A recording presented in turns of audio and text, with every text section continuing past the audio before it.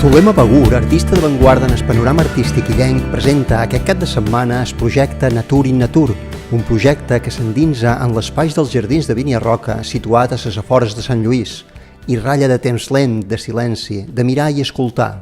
Clar, veient aquests jardins, i seguint un tema que jo sempre m'ha agradat, la natura i les plantes i la naturalesa, va sorgir un projecte que fa estona que estic treballant amb ell, de botànica, formes de plantes, flors, vegetació.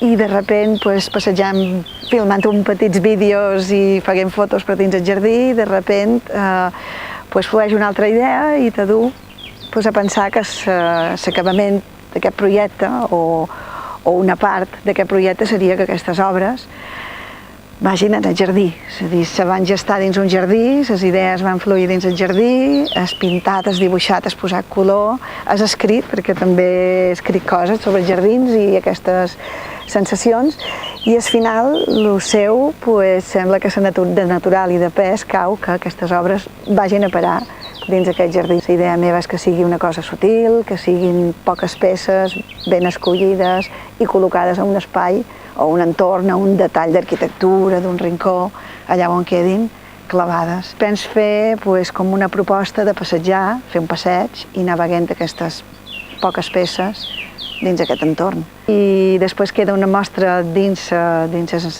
dependències de l'hotel, dins el menjador i en parts de l'hotel. Quedarà una mostra definitiva que durarà tot l'estiu, es podrà veure fins a final d'octubre.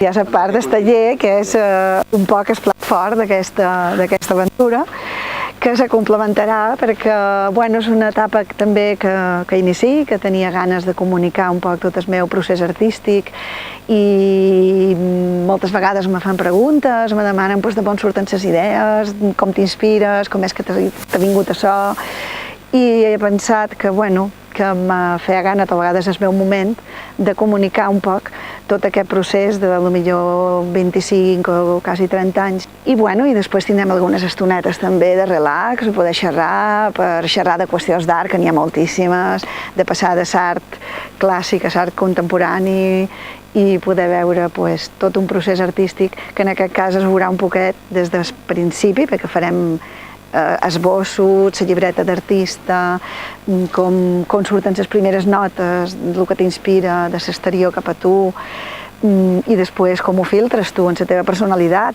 Com es fa artísticament per seguir evolucionant com ha evolucionat la Zulema Begur? Ha evolucionat en tots aquests anys, però no ha perdut l'identitat. Com es manté això? Jo crec que la identitat te la dona la teva manera de ser i de mirar i d'estar en el món, així com tu penses, el que sents, el que vius cada dia, les vivències diàries.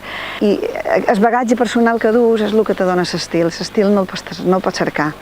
La manera de fer no la cerques. Te troba, la vas trobant.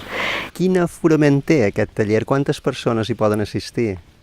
Poden assistir 14 o 15 màxim. Hem pensat, perquè m'agradaria que fos un taller un poc personalitzat. Les coses que he anat escrivint és slow, anem a poc, fèiem una immersió aquí dintre, mos oblidant del dia a dia.